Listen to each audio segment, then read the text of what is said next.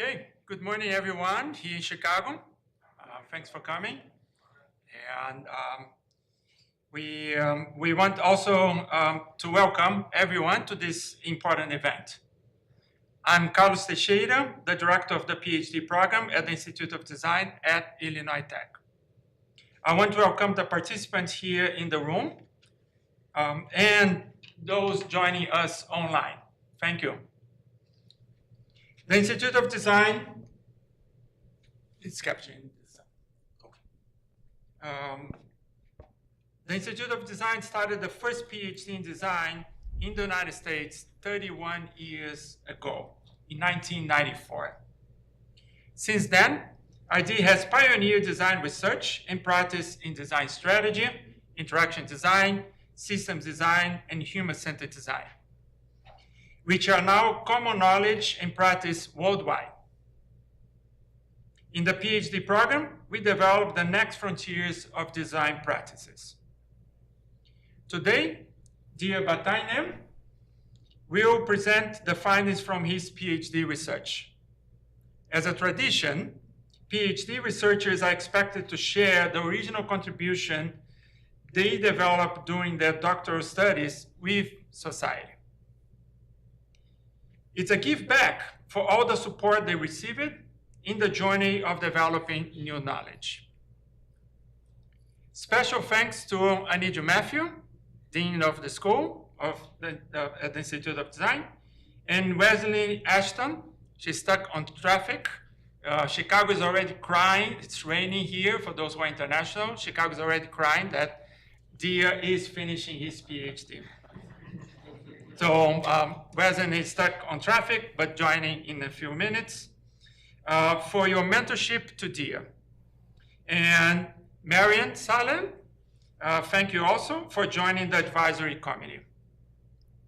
I want to thank Jordan University of Science and Technology for their scholarship to support Deaa during these years of research in partnership with the Institute of Design. Scholarships are fundamental for attracting and nurturing the best talent in the world to work on the biggest challenge of our time. Our future depends on them and their work. Thanks, Deaa, for choosing the Institute of Design for your doctoral studies. Recently, I was in Saudi Arabia as well as the UAE, and had the opportunity to meet several of Deaa's colleagues over there. So for those who are online watching us, thanks for the hospitality, and thanks now to attending the presentation, supporting Deaa on his final sprint of graduating. We are very honored and privileged to have you here. Speaking about challenges, Deaa will present his research findings today and introduce the strategic choice-making model, empowering designers and change makers to lead large-scale transformations by redesigning our everyday infrastructure. Deaa's contributions are timely when so many aspects of our everyday life are being redesigned. Deaa will talk for about 45 minutes, and we will have at the end 10 minutes for question and answers. So let's get started. Please welcome Deaa Bataineh.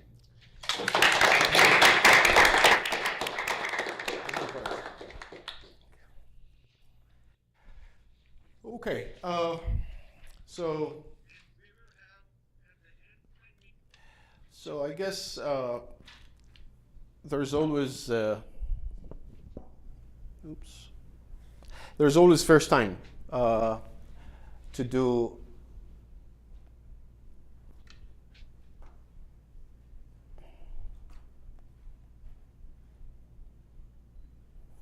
okay. So I guess there are always first time to do anything. So today is truly one of those moments. This is my first time defending a PhD, but it's also my first time that this work is out in the public, And for those who have been wondering what I have been doing, this is my first time to share that with everyone as the whole of the work. So we'll see how that goes without further ado. So good morning, everyone here in the room and everyone online. Wherever you are in the world, good afternoon, good evening to those that's night over there. So, and thank you all for joining me today. My name is Deaa Bataineh. I am a designer, a researcher, and a design educator. My work sits at the center or the intersection of design, systems, and strategy. And I approach design as a strategic choice-making practice. Now, I have introduced myself a few times this way, but only now that the PhD journey is coming to an end, I can say that I understand what this means. So we'll see how over the next 45 minutes, as Carlos mentioned, I'll walk you through the key ideas and findings that shaped my dissertation and led my enthusiasm or optimism to justify how design would influence large-scale transformation when reframed as a strategic choice-making practice. So today I'll cover four main things. So we will go over why we need a new paradigm or new design paradigm when orchestrating complex resource flows is a must. And we'll go to what shape choices and decisions in complex spaces of innovation under macro transformative demands. And we will define our terms.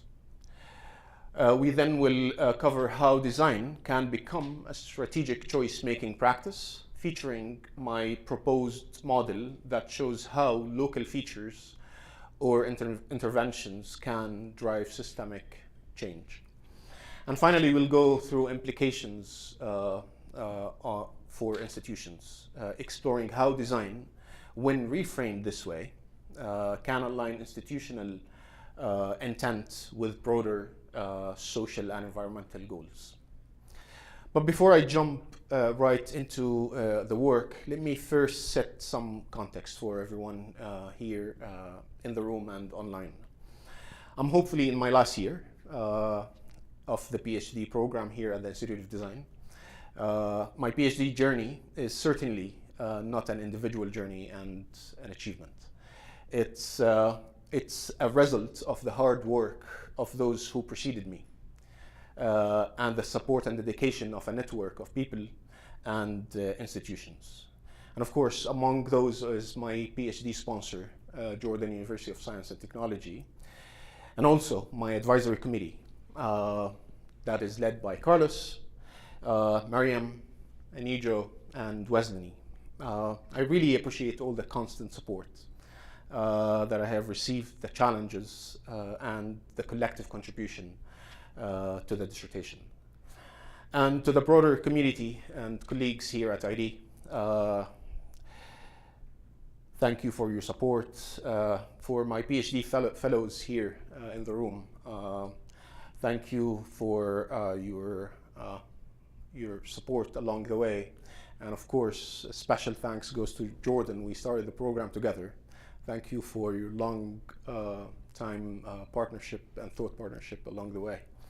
And of course to my friends who are joining us online. I have a very dear friend of mine, Ahmed, who we grew up together and we are here as well.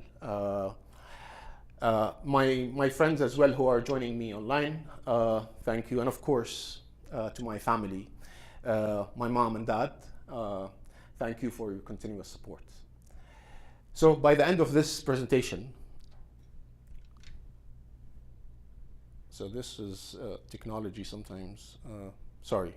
So by the end of this presentation, I hope to leave you out with two things.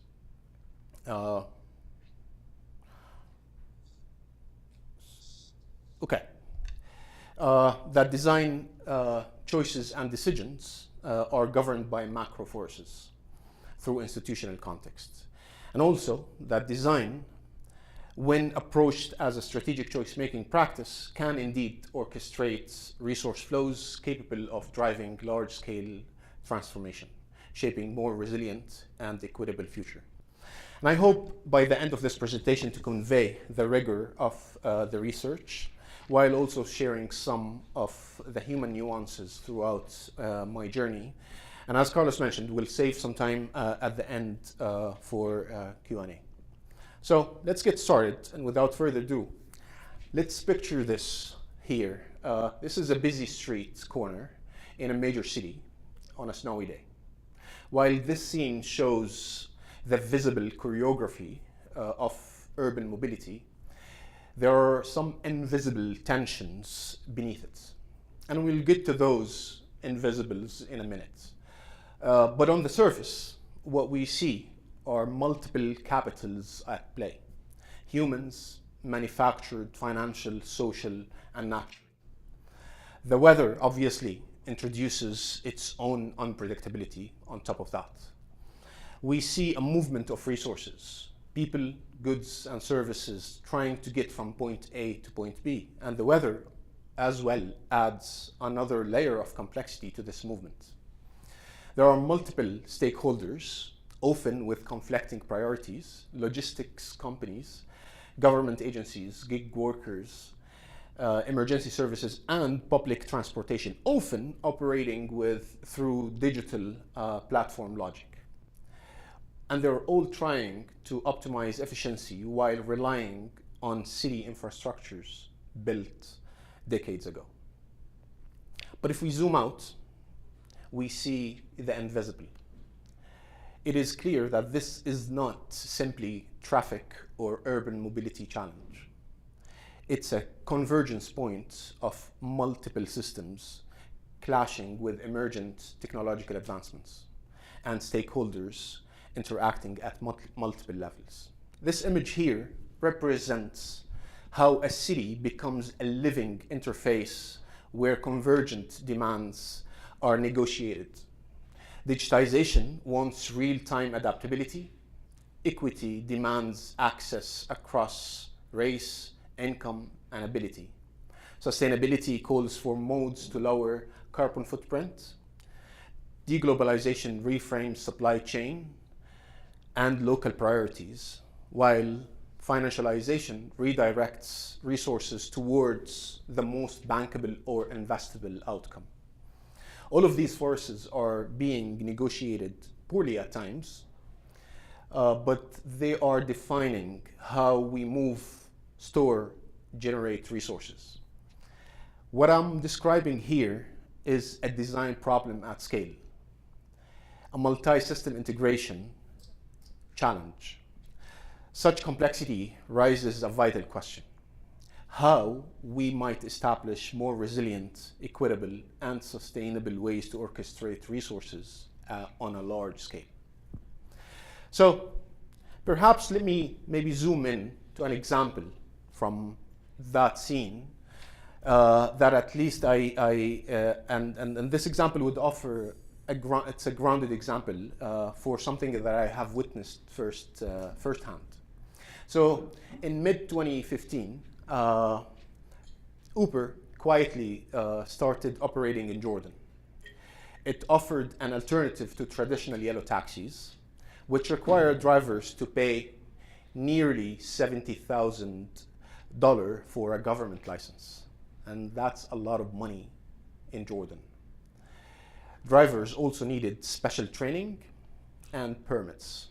Uber, on the other hand, allowed everyday people to use their own cars by bypassing all of that. The disruption was immediate. Taxi drivers felt threatened, organized through unions, and protested. The government was caught between embracing new technology with economic potential and protecting an industry that has been heavily regulated for decades as a public infrastructure. For about 4 years, ride-hailing platforms operated in a legally gray area. Drivers faced fines and their cars were impounded. Always, platforms would bail them out. And it was not until 2018 that those platforms were finally licensed to operate. This was not unique to only Jordan. This was globally with similar tensions that has been emerging. Some countries banned platforms, others forced them into traditional taxi systems. This tension reflected bigger forces: rapid technological shifts, economic pressures, and equity demands. And something to note here, by 2017, I started to think about joining a PhD when that was happening. And this is my starting point of starting the conversation with Carlos to shape my PhD proposal, exploring this challenge at the intersection of systems, design, and strategy. So this example highlighted something, that how choices and decisions are made under transformative macro forces. While these forces overlap, at times they come in tension with one another. Digitization, for example, rapidly connects systems and fosters data-driven innovation, creating unique opportunities. Yet, it also deepens surveillance and market concentrations, and raises concerns about privacy, autonomy, and social fairness. Sustainability demands aligning innovation with environmental boundaries and moral responsibilities toward future generations. Meanwhile, financialization transforms nearly everything in monetary terms, prioritizing returns sometimes at the cost of social well-being. Equity, on the other hand, highlights gaps in access to healthcare, education, economic mobility, becoming increasingly contested under shifting political climates. And deglobalization, seen in rising nationalism and shifting trade policies, opens spaces for localized solutions, but also possess economic risks. These macro forces don't operate separately. They interact. They interact, intensifying challenges and shaping choices and decisions in profound ways. They reveal tensions around resource distribution and opportunity allocation. This complexity can't be addressed by incremental changes and fixes. It demands design know-how to engage with it.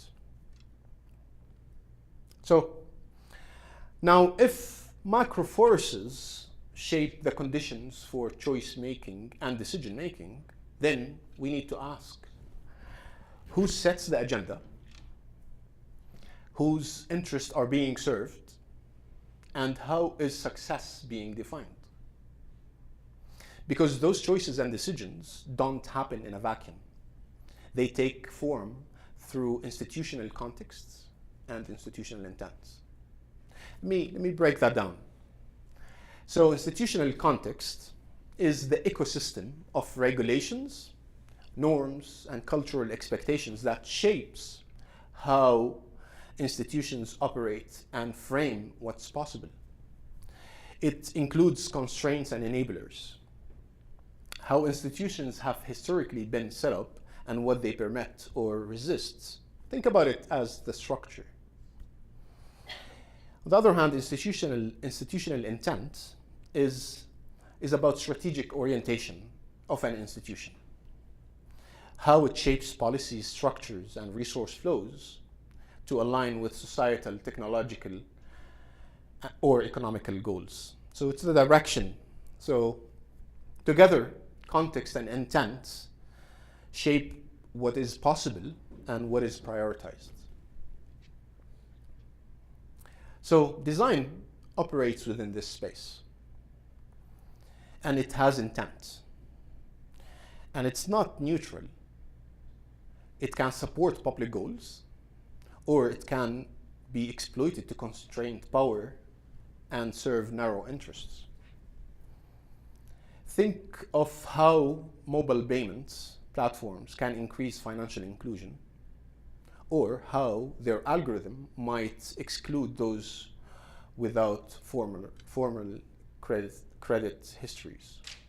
This research positions design as an active agent, not just creating products or services, but mediating resource flows, steering how values are operationalized through institutions.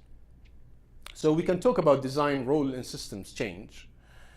What we are really talking about is how design intent can and should be employed through institutional context to drive transformation. So behind all of this emerges a broader phenomenon, one that brings attention to a space of possibilities where large-scale transformation are unfolding. So let me again break this down. So both infrastructures and platforms share some similarities, but they differ in scope and scale. So infrastructures are typically system-centric, essential public utilities with universal access. They are large-scale, often government-funded. Platforms, on the other hand, they are user-centric. They are often private or for-profit complementary offerings. They scale quickly and often become ubiquitous. So, however, towards the end of the 20th century, a wave of privatization and deregulation began to transform how these infrastructures are governed, lowering costs through competition with the intention of boosting efficiency. This often resulted in an asymmetrical distribution of resources, favoring those who could pay. During that time, the internet also was on the rise, and the World Wide Web, which paved the way for digital platforms to emerge, extending the idea of an operating system from a software to an entire ecosystem of offering. Potentially, they started to coexist, compete, or replace existing infrastructures. Google Web Search, for example, has become so ubiquitous and deeply embedded that it could be seen as an infrastructure, robust, widely shared, widely accessible, and essential. Any breakdown in Google's offerings would substantially disrupt daily life and work. So what is Google then? Is it a platform, or is it an infrastructure? Is it both at the same time? So this overlapping boundaries started to create a loop, a mashup, due to the rise of technological advances embedded in our everyday infrastructures, which has simultaneously facilitated a process of platformization of infrastructures and infrastructuralization of platforms. So, and as a result, the mashup space started to enable a new breeds of artifacts and features to emerge. It is enabling new bundles of products, services, and features that are functioning on the borderline of what is private and what is public, what is essential and complementary, and what is user-centric, what is system-centric. And of course, what is algorithmic and what's materialistic. So they are everyday infrastructures. They are deeply embedded into daily life, and any failure or breakage in them will disrupt our day-to-day routines.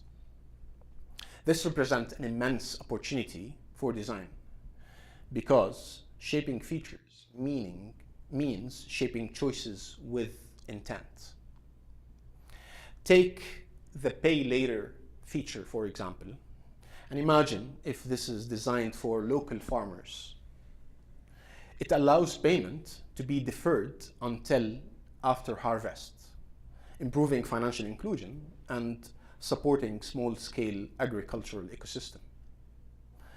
Or an example that we have worked on, Jordan and I, on EV charging projects, a dynamic pricing feature that shapes electricity demand, support grid balance, and incentivize energy efficiency. From a systems perspective, features are rarely treated as strategic units. But in reality, they are basic units of value, performing specific tasks at the intersection of resource flows. As design transition to choice making at scale, features becomes mediators of flows. How energy is allocated, how information circulates, and how services are delivered. These are governed by features. Features become strategic connectors through which institutional purpose and macro forces are enacted. So, if these mashups are contested spaces for choices at the intersections of flow, then design is not just invited to the conversation. Design is already shaping the conversation. Because design, unlike science, doesn't just describe phenomena. It engages with it, and in doing so, it helps shapes what comes next. So, this is what I am describing is happening everywhere. In finance, designing for cashless payments. In energy transition, designing EV charging stations. In mobility, designing driverless rides. And in civic services, designing emergency response systems, among many others. So far, want to kind of like pause and say what we so far have covered throughout the presentation is, one, how platforms like Uber disrupt public infrastructures. We also highlighted this as a choice we also highlighted how institutional tension around decision making and positioned this as a choice-making challenge shaped by macro forces. We then defined those forces, introduced institutional context and institutional intent, and positioned design as a mediator of resource flows, raising a call for design to engage at a systems level. We then arrived at the infrastructure platforms mashup phenomena, and as a way to understand complex spaces of innovation. And finally, we explored features not just as technical components, but as strategic units of value, with real-world examples of where the mashup dynamics are actively shaping choices and decisions. So, to understand this, we really needed a novel approach to understanding how features matter, and how do they, and if they can act as elements that dictate flow. And we had to explore several philosophical underpinnings. Now, philosophy helps us see the world differently. It's fundamental for exploring the unknowns and making sense of complexity. To understand agency and agents in practice, we needed to look both forward towards the possible consequences of an issue and backward to trace its origins and causes. We drew on concepts like the public from Dewey to investigate how consequences form through and around an issue. We used also actor network theory to frame how technologies shape decisions at a societal level. But to better understand products, services, and features at the intersection of systems, we had to shift from social science lenses to something more ontological, like object-oriented ontology, which I'd like to highlight. Object-oriented ontology allowed us to ground our perspective in the objects themselves. In this case, features or choices or object-oriented ontology helps us anticipate systemic consequences and shape interventions that responsibly manage flow of resources. Another important concept here was hyperobjects, which looks at the distributed nature of agency, highlighting how large-scale issues surpasses immediate human experience. Collectively, those philosophical lenses gave us a framework to engage with complex association between humans and non-humans actors, like linking macroforces with institutional priorities. It suggested that objects have a purpose and an agenda, and foregrounding them enables objects to become critical junctures for transformation.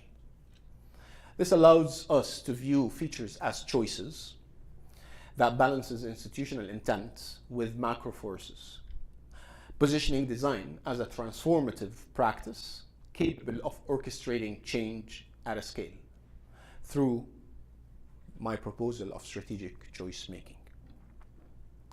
So to understand where design needs to go,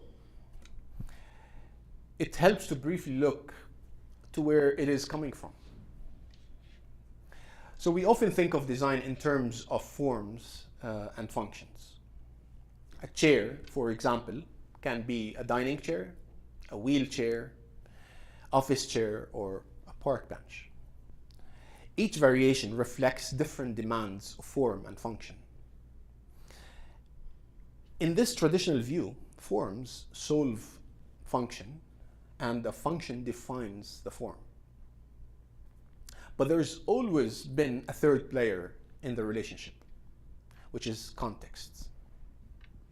So a kettle works well in a kitchen, but becomes almost useless at a campsite without electricity. A sedan becomes an SUV, not because of a radical new function, but because it's tuned to a different terrain, or lifestyle, or even cultural expectations. So form, function, and context, this trio has shaped much of the 20th century design and design thinking. And it worked when problems were more contained and more predictable.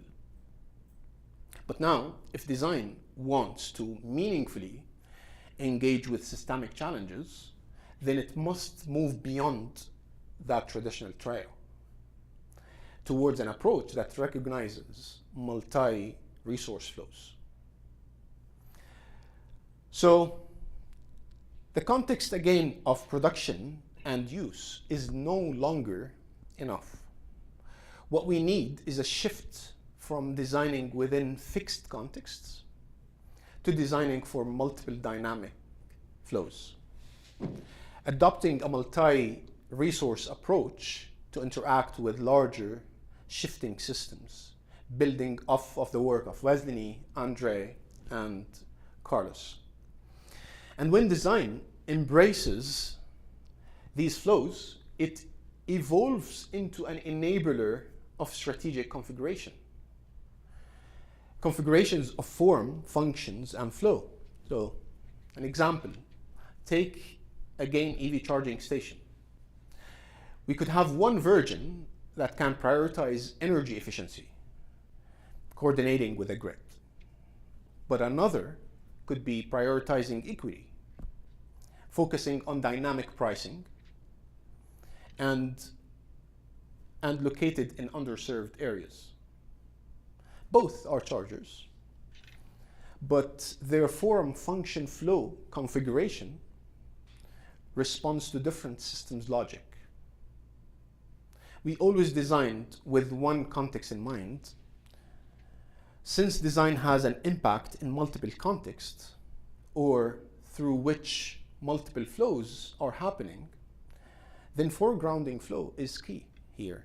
So what is the consequence of bringing flows of multiple resources in this interplay with form and function.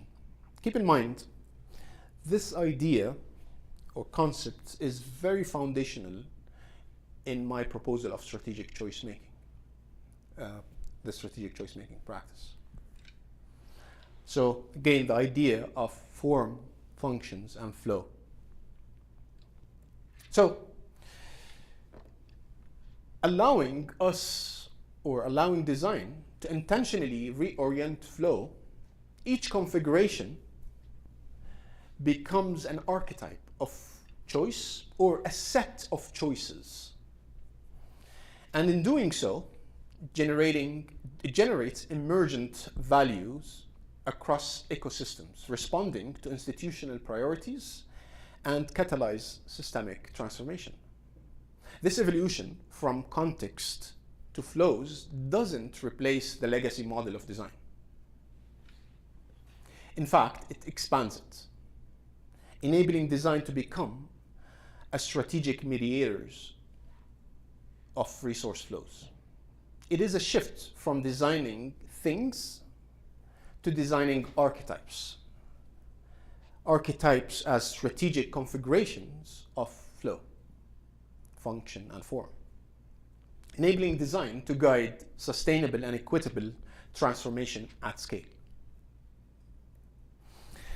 So again, this dissertation focuses on features within the infrastructure platforms mashups, or that space where institutional priorities, macro forces, and systemic flows of resources intersect. It is at this specific intersection that features act as strategic mediators, capable of reorienting flows and enabling large-scale transformation. Now, we can understand that in this space of mashups, there is an abundance of choices, but they need to be designed with intention. In such context, a rigorous research approach becomes essential.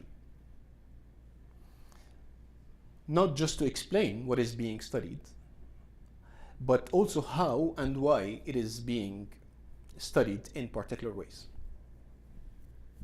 It is worth noting that the research question you see there was not the one we started with. In fact, it went through several iterations, each shaped by the nature of the unknowns we encountered throughout this journey.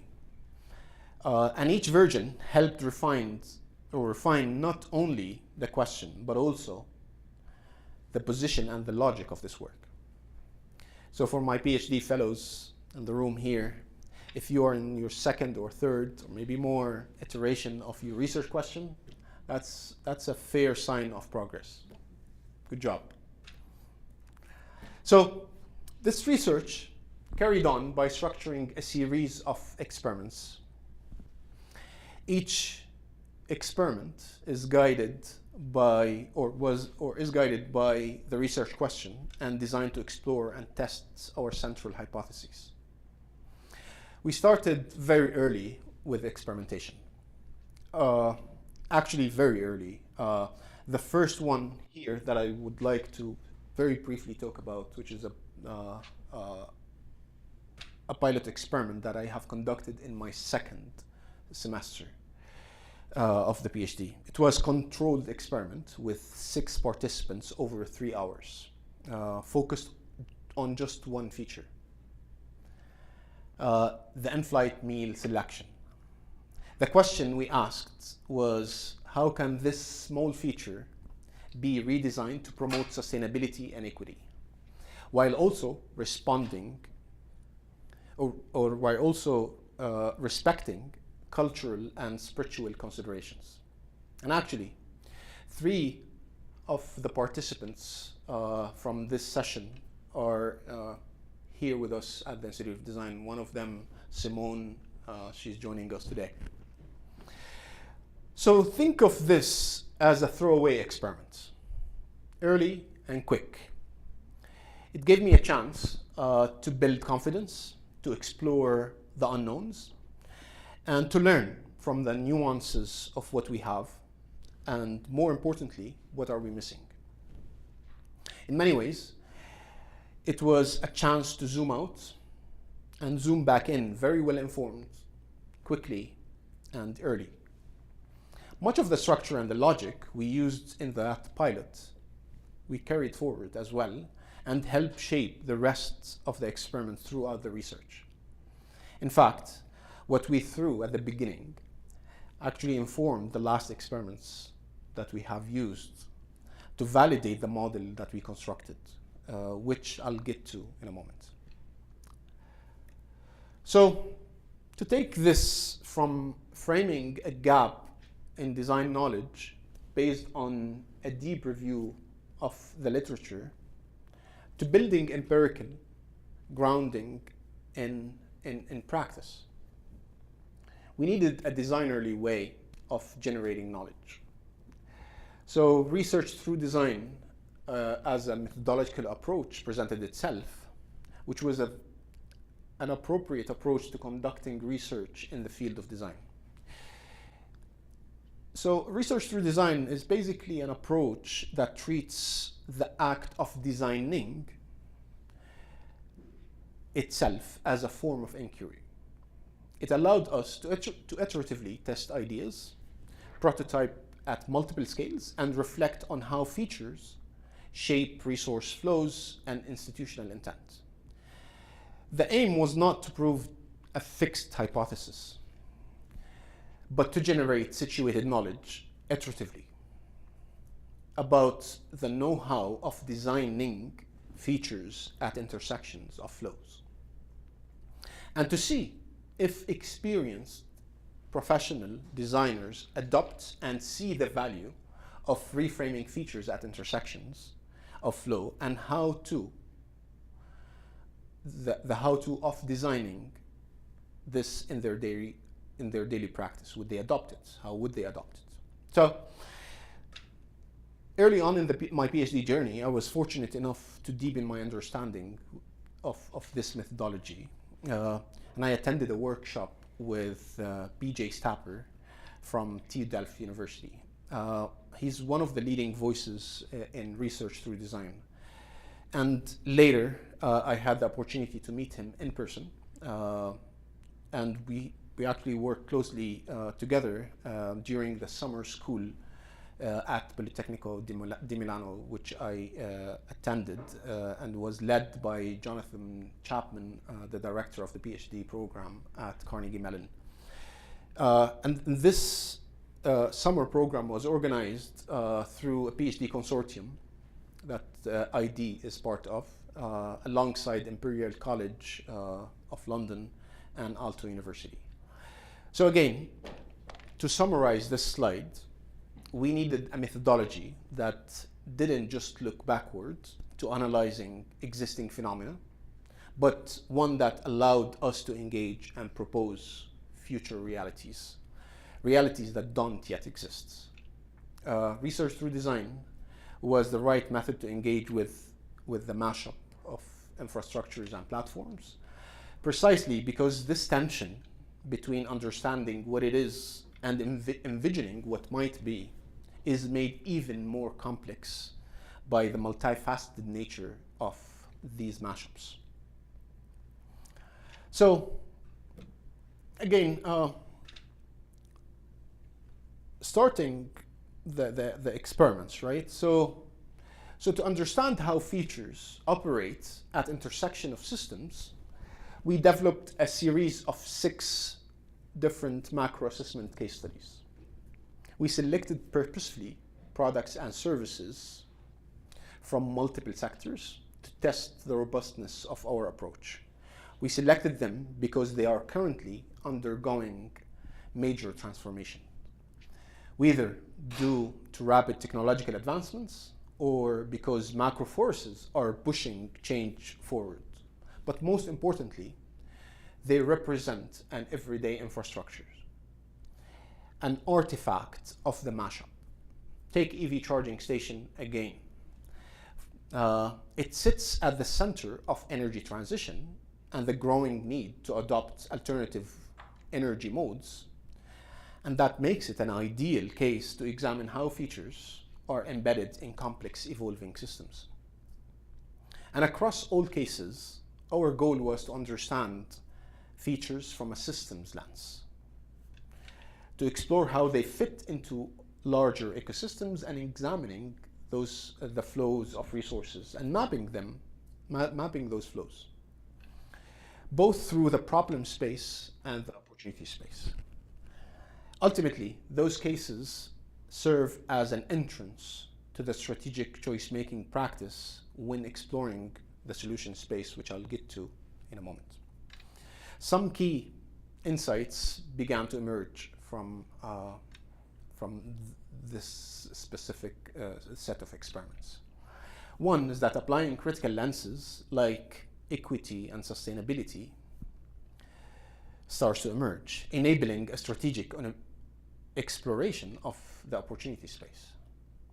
And that features, when considered strategically, they have the ability to redirect resource flows within those systems. The second exploration took place over 2 years. I know it sounds a lot, but 2 years of preparation and conducting that for a full semester-long workshop. Through 2 semester-long workshops here at the school as part of the Sustainable Solution Workshop course led by Carlos. In the first year, Jordan and we collaborated on EV charging stations and controlled environment agriculture projects. The second year, I worked with Mariella on embedded finance and in-flight meals for sustainable cities. So each round of those workshops had its own structure and nuances. But at the core, the focus was on investigating not just the problems space and the opportunity space, but also the solution space. The reason why prototyping was highlighted here was to build a know-how of strategic choice making. We wanted to test it and test it iteratively. So how do we go about doing strategic choice making? So we asked, how do we generate multiple configurations of form, function, and flow? That's the highlight. So, and what kind of mechanism that is needed to support this process? So our main objective was, again, two-folded in most of those experiments, which was one, first is how do we embed institutional intent at the feature level? But second is how do we enhance the model continuously of strategic choice making? It is worth noting that the concept of, for example, investable infrastructures surfaced in the first workshop. If you want to prioritize investment as one of those flows, centering it on a financial capital in the design of an infrastructure, how do you do that? So one of the key implications of these workshops was how important it is to declare intent and agenda early on in the design process, and how to embed it on the feature level. This led us to develop what we called at the time a prompt. Now this was pre-ChatGPT, so it's not borrowed from there, but it was not also a project brief. It was a mechanism. It was a mechanism designed to embed institutional intent while abstracting infrastructures and platforms systems in order to start prototyping rounds with intention. So each prototyping round would have a different intention with multiple different prompts to initiate and start those prototyping rounds. So another implication here was how clustering design choices gave rise to the form, function, flow configuration. So these clusters became archetypes each representing a different way of fulfilling the strategic intent based on its unique institutional context. So we would have multiple different configurations based on how do we bundle those choices together, and opens up the value or value creation and opportunities within an institution. And I'll get in details about some of the ideas that were in this slide. So this other slide is from the Controlled Environment Agriculture project. It captures here the design process, especially when and where choices emerge, and at what scale choices and decisions, and what stage choices and decisions show up. It's also highlighting the negotiation that happens between choice making and decision making, and the influence of the institutional context, which is intentions in the center. What you're seeing here was basically a snapshot of the strategic choice making model, an iteration that unfolded during the Sustainable Solution Workshop. As we work to refine and test the model, which I'll bring back again in a moment. So now, 3 years after the throwaway experiment that we started, the third set of experiments returned to a controlled format, similar to the pilot that we started earlier at the beginning of the research. We conducted those set of experiments with senior practitioners from different institutional contexts, including tech-centric industries, civic sector, and traditional consultancies. And I'm sure some of them are now joining online. So one of the core questions that we have explored was, to what extent does institutional context influence design choices? In other words, how does a civic-minded public sector practitioner approach the same problem differently than someone from a tech or private centric lens?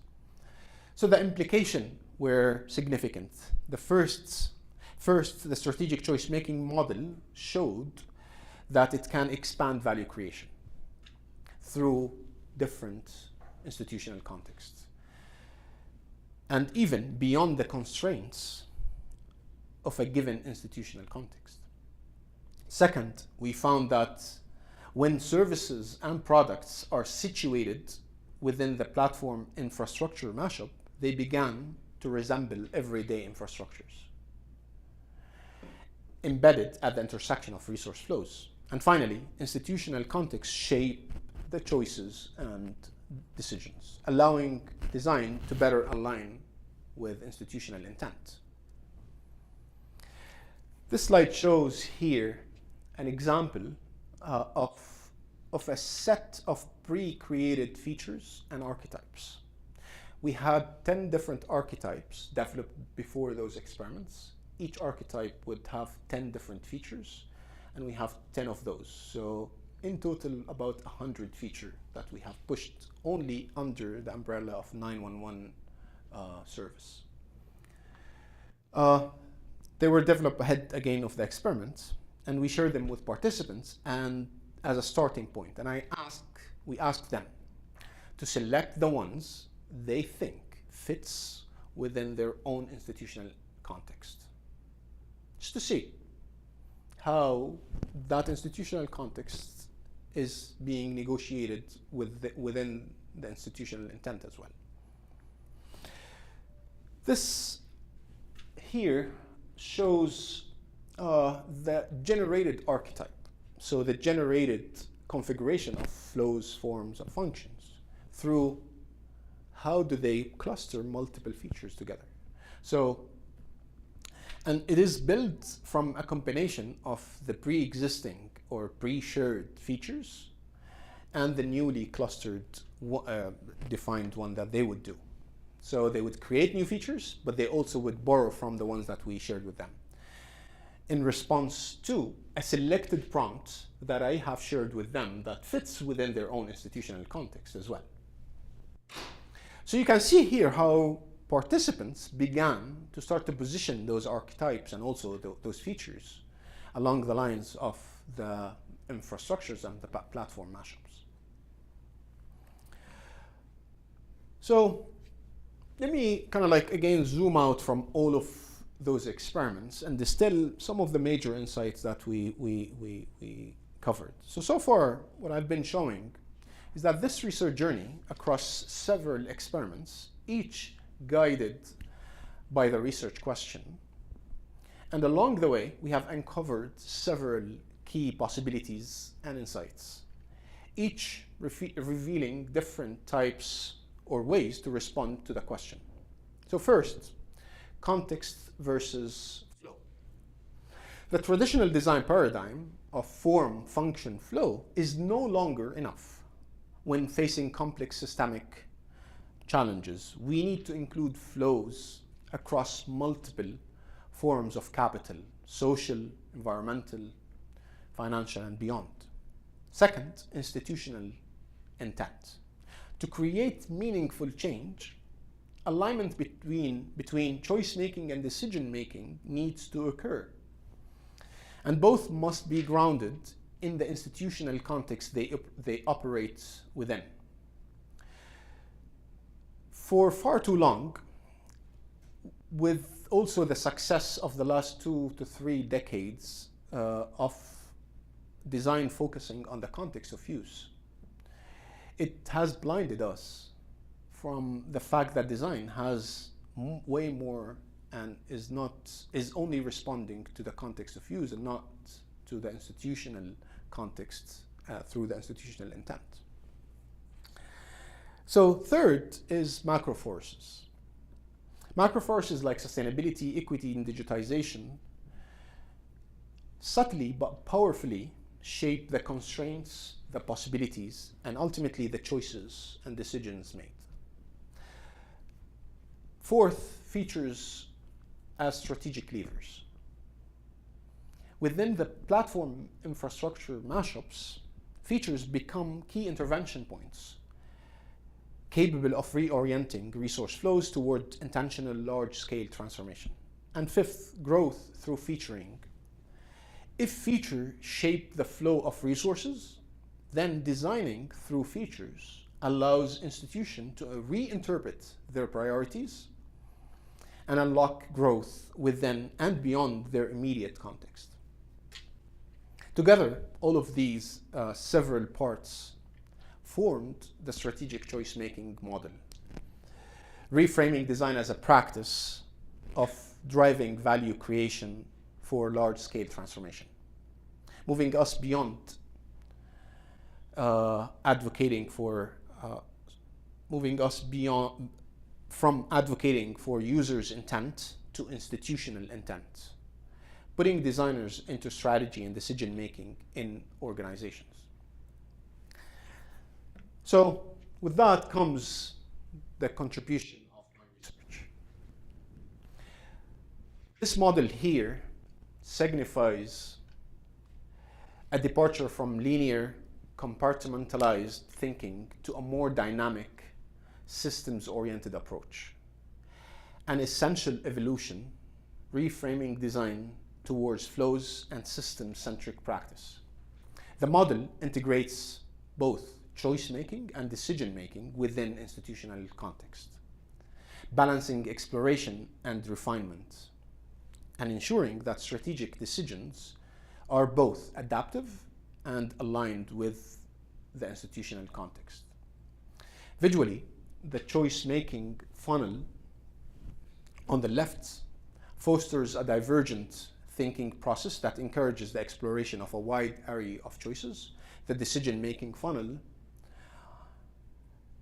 narrows, signifying the convergent thinking process, where choices are critically evaluated and refined, indicating a filtering process where choices become more defined. Both are governed by the institutional context, which influences the institution's strategic direction. The top-down gradient descent of the funnels illustrate also the progression of choices from abstract, broad spectrum, low fidelity beginnings to concrete, higher resolution and high fidelity choices. As choices move through the funnel, they become more precisely defined and they gravitate towards the institutional context. And this movement indicates an alignment with institutions' strategic intent. Keep in mind that the shape and the size of this model can change depending on the institutional ambition at hand. So where this institution wants to go, these funnels and the shape and the size starts to take different form. So this is not a fixed visual. So the visual metaphor here conveys the process of developing and refining choices from their inception to their final implementation through the institutional context. Let me pause here for a moment and maybe give an example of how we have applied the model and how a feature traveled through the model. So during last year, Sustainable Solution Workshop, we examined this challenge of how do we move towards a cashless society while ensuring inclusivity, privacy, and security for all. Shifting the goal of the system to focus on equitable, inclusive financial ecosystem. Something to note here, that this project was done with the institutional context of a financial conglomerate. It's basically a private institution looking at the space of platforming the public infrastructure of cash. So how do we platformize cash? So if we take a look at the democratizing access archetype here, which was one of the archetypes that we have developed. And to help better understand or address an equitable, inclusive financial future, a feature like alternative ID had to be prototyped. This feature responds to challenges related to obtaining official governmental IDs for underserved communities, such as permanent documentation requirements, education limitation, or systemic discrimination, or more. This further perpetuates economic disparities. In essence, it is a public infrastructure of identification offered by the government. Now, a private institution, like a bank, is thinking about furthermore offering such features. This feature is a proof that a shift happening in the institutional context of a bank. Now banks need to start to provide identifications as an everyday infrastructure if they want to start to think about inclusivity. So replacing and or coexisting with traditional identification systems offered as infrastructures. So again, the slide here represents how we started with that feature, the journey of it, and the new agenda of the system is being negotiated between choice-making, decision-making capabilities, and through the institutional context of the financial conglomerate. Let me go back to the model for a moment here, and just to highlight the stages on the left. On the left, the model highlights 4 iterative key stages: prompting, prototyping, archetyping, and then either you infrastructure or you platform. So this is encapsulating the generation of choices, the evaluating of choices, and implementing of choices.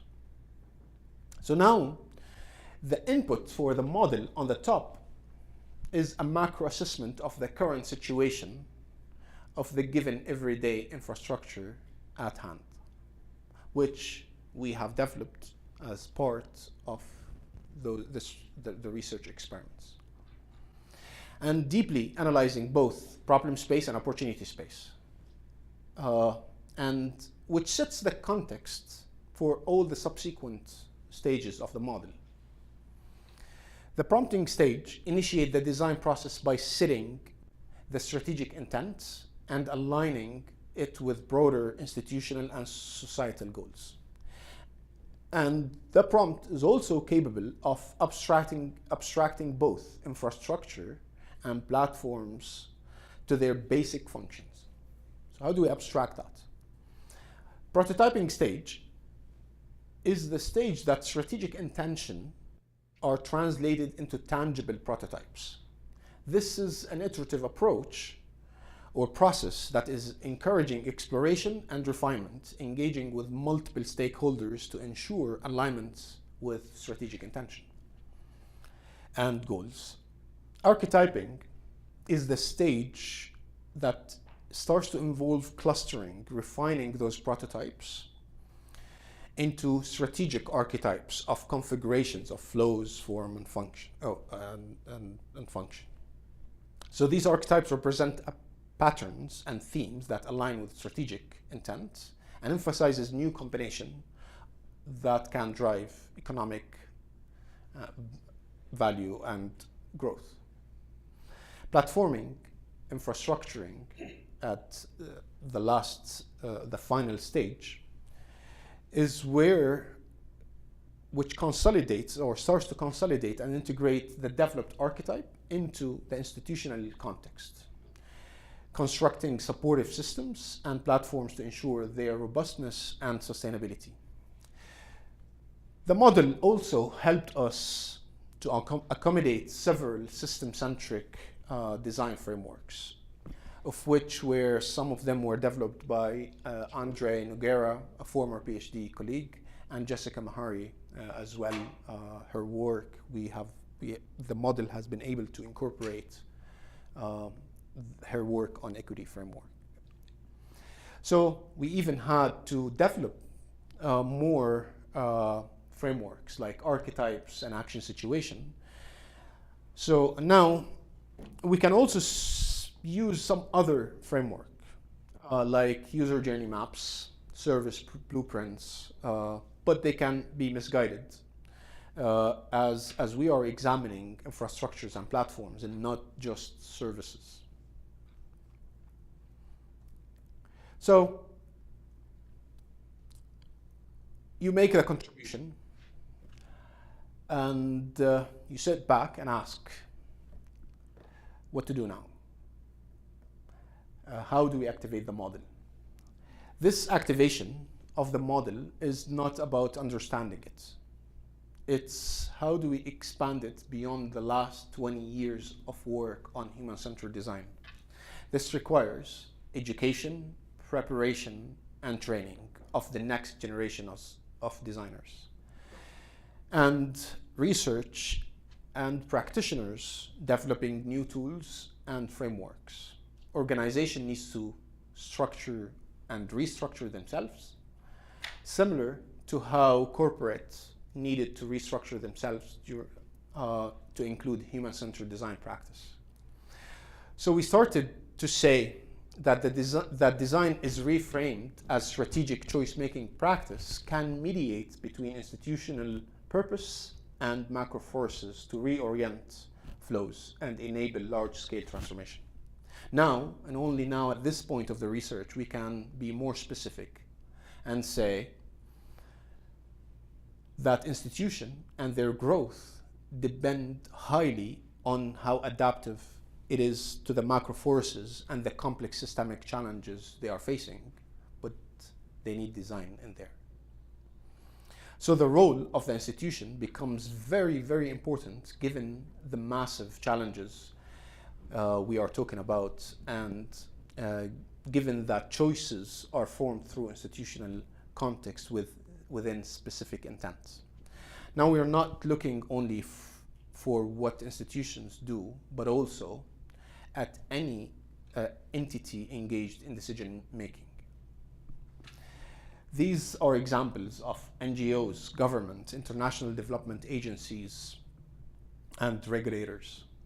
Though the research was born to understand the challenges through the mashup of infrastructures and platforms, there is no reason for anyone who is thinking about embedding sustainability and equity into the decision-making process to say that the choices and the decisions we are making have implications and we need to have a systems lens into them and align it with broader systemic forces at large.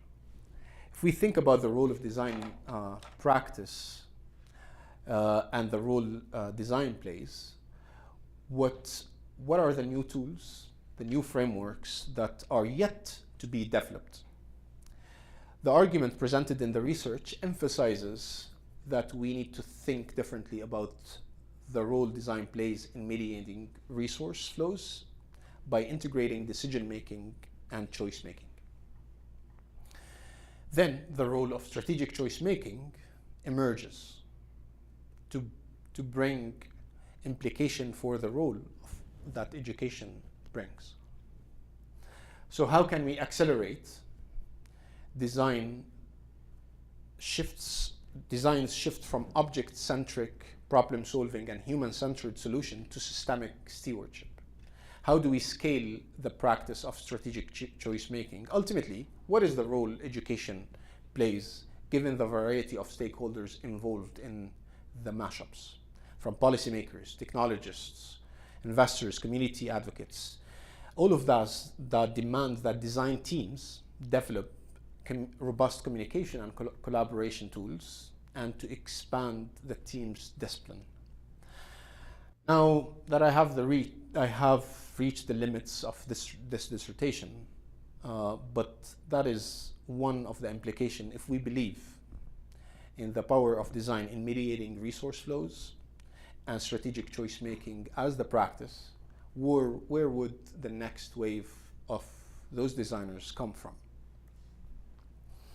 And I want to end with this slide here.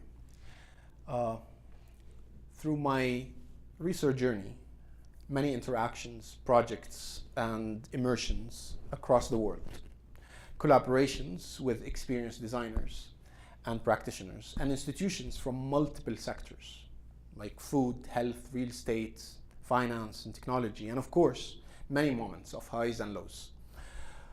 All was to discover, experiment, and iterate through the strategic choice-making model. But I would like to bring the first research tour that we have done in Silicon Valley and the Bay Area, where we visited Google, Waymo, Samsung, and Capital One, among many other tech businesses. Their design, at least back then, was structured in teams of 3. You had product managers are responsible for decision making, UX designers handle choice making, and engineers work on implementing those solutions. Fast forward to our most recent research tour that took place in the GCC region, specifically in Riyadh and Dubai. Design is practiced within different parameters. The whole region is going through a massive economic diversification exercise. Much of the design and innovation is influenced and practiced by multidisciplinary teams of technologists, investors, government officials, and even diplomats and traditional design practitioners are in need for a better framing to confront the scale, the scope, and the speed of change on the ground. I believe that strategic choice-making model, as my contribution to the design field, might start to shed light on the type of complex challenges we are facing moving forward. In closing, strategic value creation through features highlights this dissertation overarching argument. Design, if structured by strategic choice making model, can integrate macro level transformation forces with institutional purpose, reorienting flows for collective benefits. Such a perspective alleviates design beyond product optimization, framing it as a catalyst for bridging diverse stakeholders, unlocking novel revenue streams and investments, and fostering resilient, equitable, and intelligent infrastructure. As the world's challenges intensifies, this design-led orientation emerges as a powerful blueprint for reimagining and harmonizing the interfaces between institutions, societies, and the planet itself. Now, I invite all of you to continue this work by exploring this as a practice. I know that I will be. Please feel free to reach out, and I would love to hear your stories in applying this. With that, thank you.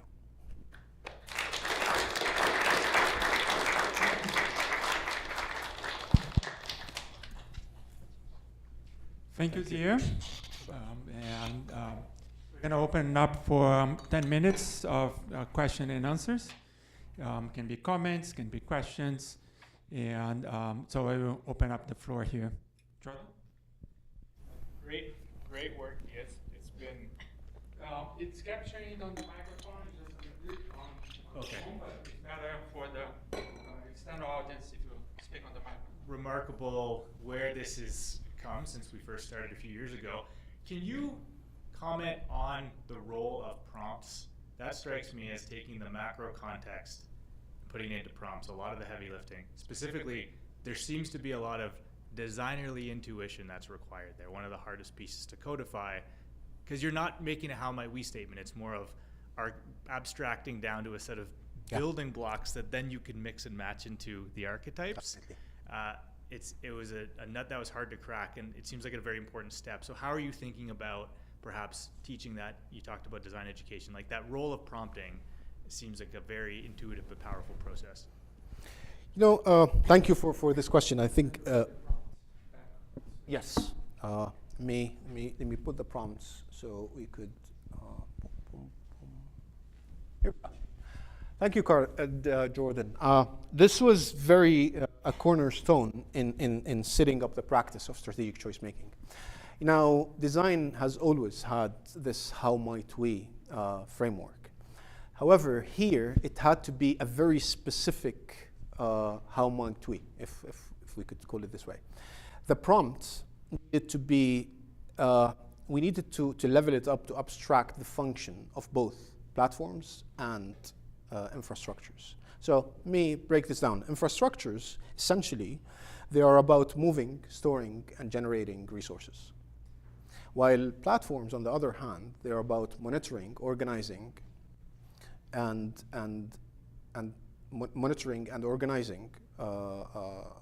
managing resources. So how do you monitor and how do you move and monitor at the same time? So that intersection between platforms and infrastructures, how do we take it and turn it into the prompt? That's one. The other aspect was bringing the institutional intent into the prompt. So again, abstracting that institutional intent, generalize it at some point to on different and multiple rounds needs to be included in the prompt. Another aspect was what we called consideration. So consider focusing on X, Y. So this is just to contextualize where this idea also needs to live. So there was a very specific structure in which we developed those prompts.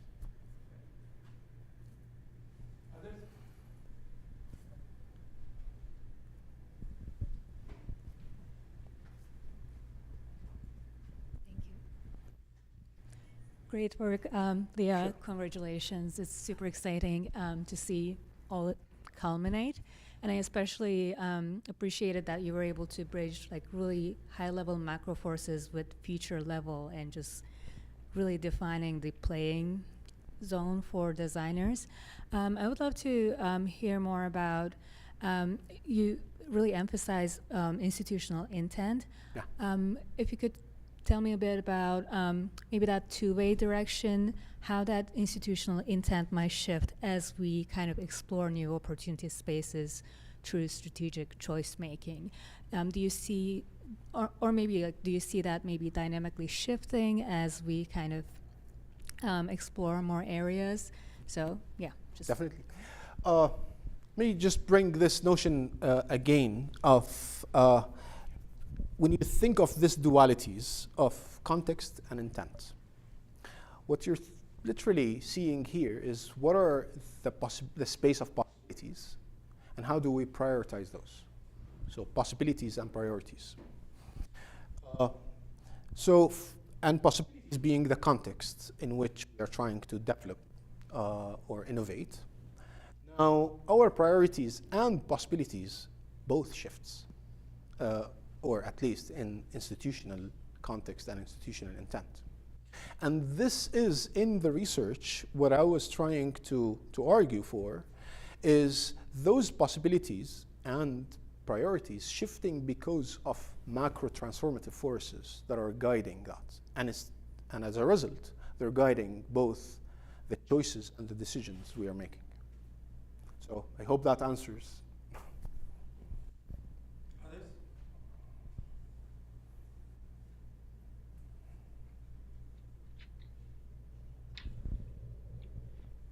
Try not to ask questions. Yeah. But I'll build on Irem's question, and it's something that I think Mariam had prompted before. So we're now seeing institutions pull away from sustainability, pull away from equity, because of the macro forces in the U.S. environment. And so I'm curious with, is it any institutional purpose, or like, do we still want to build and promote sustainability and equity? And how are you, as a designer, as someone who's promoting the strategic choice-making model, thinking about how you would work with institutions who no longer think that that's a priority, and it's no longer part of their purpose. So is it that you work with them along what their new purpose is, or still try to bring in some of these more utopian kind of ideals? Well, thank you. And I, from my side, I think a lot about kind of like where to draw the lines between moralities, right, and sometimes your own biases, between that and the things at hand, right, the institutions, and what are those macro forces that are trying to kind of like push certain agenda. But let me bring that to the type of choices and the type of decisions, and to say that design practice has its own intent. It's we to a certain degree, it has its own biases. So embedding those in institutions becomes like there's a point of frictions. That depends on, again, the institution where it is taking itself. But I think what's important here is what are the frameworks that needs to be at the hands of designers in order to bring the conversation of sustainability and or equity to the table. From a practice point of view, we need to provide that for designers so they could be able to practice this. So I hope this answers, but I think, again, we need a know-how of bringing those agendas. And at this point, we don't seem to have it. and again, with thinking, design still thinks within the context of use. And we are ignoring, to a certain degree, the other multiple resources and flows that flows through the system. I had a follow-up question to that, so thanks for bringing it up. So at the end, I loved how you talked about translation to practice at the end of your talk, since I think about that a lot.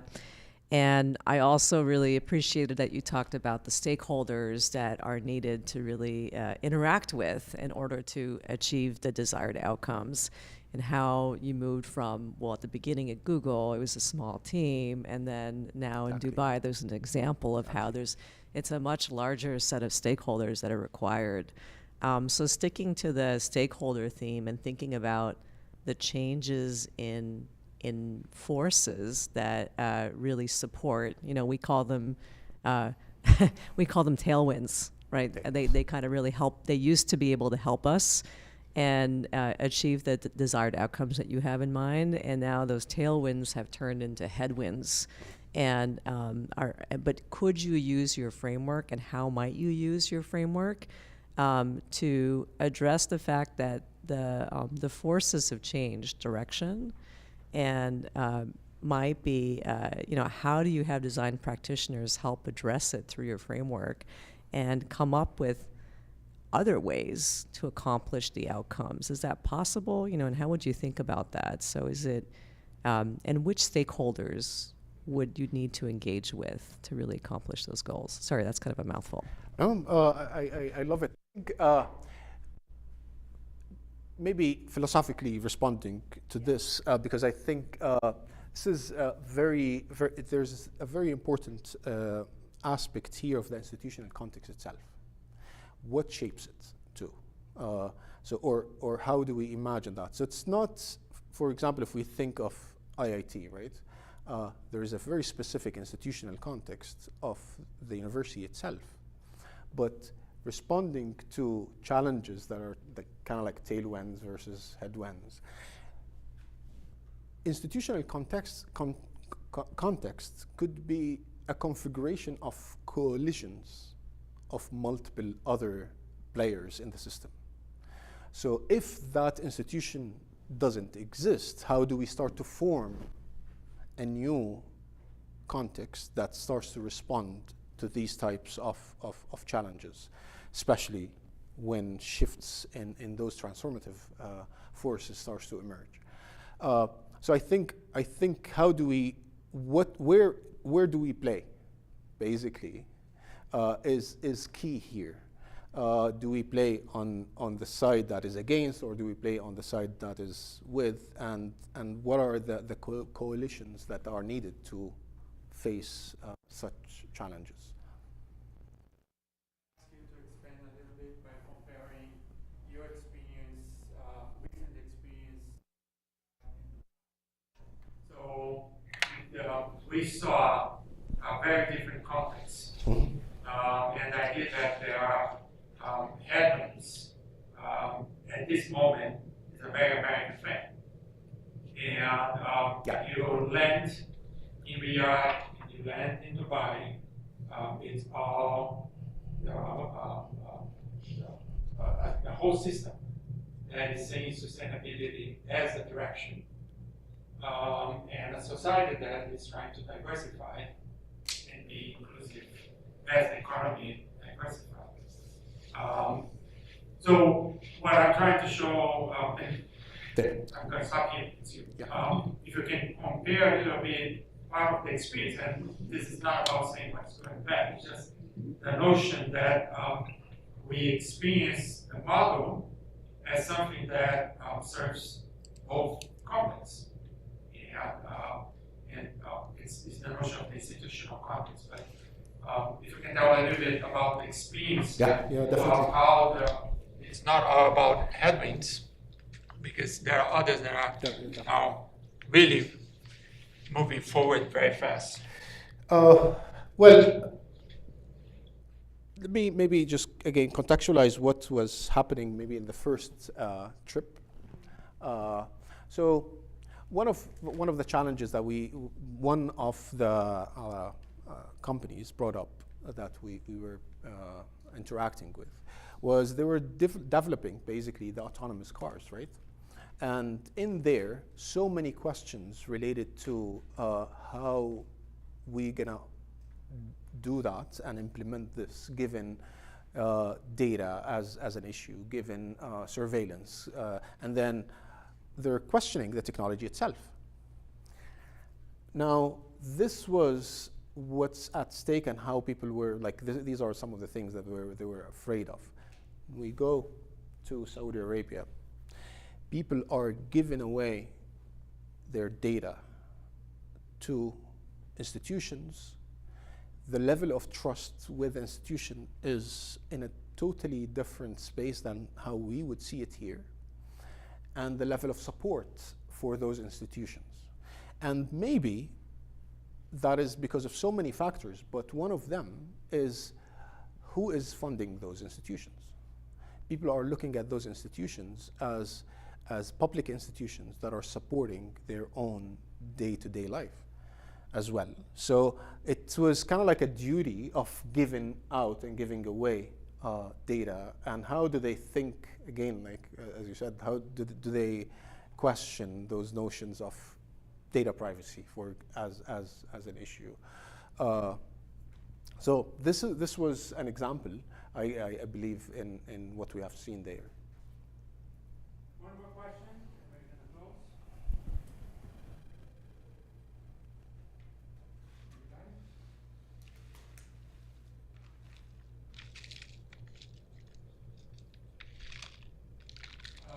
So I will throw my question. How the model that you're presenting, do you think that expand, challenge, or can be compared to the double diamond? So the double diamond in design, it's about the divergent convergence of ideas, explorations. So it's the dominant model of design thinking. You said a lot about human-centered design, and now shifting to a more system-oriented.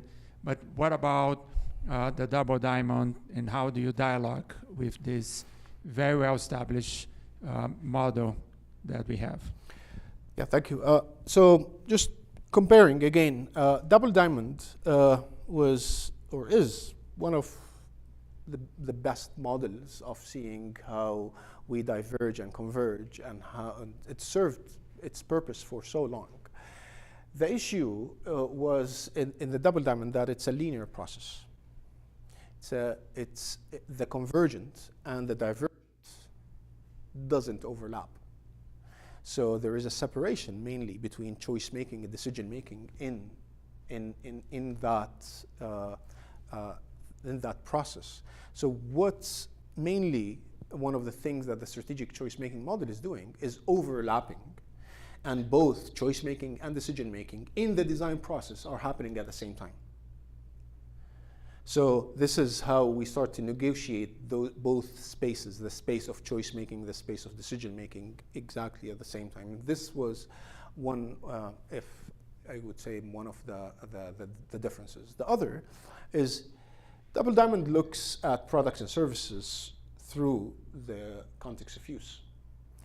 This here starts to center again and again the idea of prototyping and iterating prototyping, just so we could ground products and services from a systems point of view, and even ground it even more on a features level, on a way more micro level than only products and services. So I'm going to put a closure here, and I just want to use the last slide here to all of you. First of all, to say thanks for everyone for coming here today, and thanks for everyone that supported Jordan in this entire journey. I always say that a PhD takes a whole village. Sorry. Let me just explain what happened, and this has happened for 4 years. Okay? For 4 years. That's the problem that these guys created to me. They came at the same time. Deaa from Jordan, and then another PhD whose name is Jordan.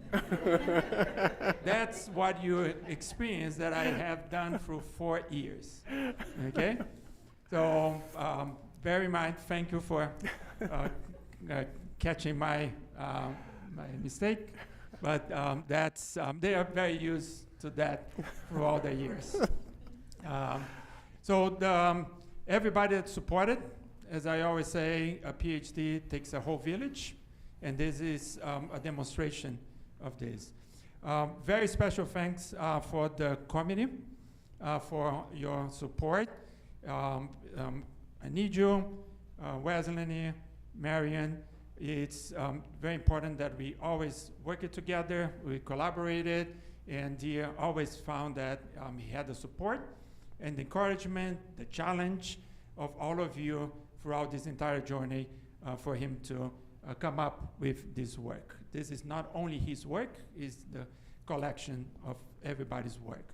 For all the students that participated in so many classes, gave so many feedback, interacted with Deaa, this was a collective construction through multiple years, okay?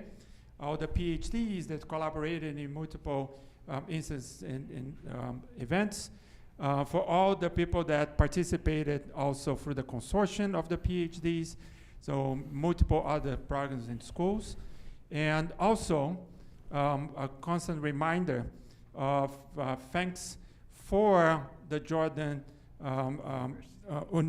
University of Science and Technology for sponsoring and trusting us on sending one of their best talent in their country to come to us, work with our committee, spend 4 years here to be able to develop that work and that knowledge. And also for the opportunity of going back there and visiting several places in the region that now we are testing, experimenting that knowledge. So thanks for all the people that prepare Deaa for that journey and for that moment to come here, and for trusting us on doing all this work. And now we are giving back Deaa to society and to whoever is going to take him and work moving forward. So thank you all. We're going to close here and finishing with congratulations. Thank you. Thank you. Thank you.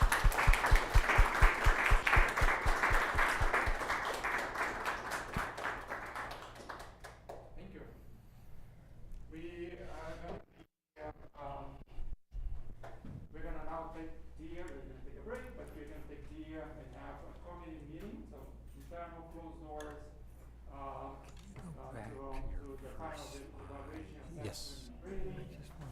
at 12. Let's say 12 to 15. We're going to have a food reception. This one. No, the one with the introductions. Okay, let's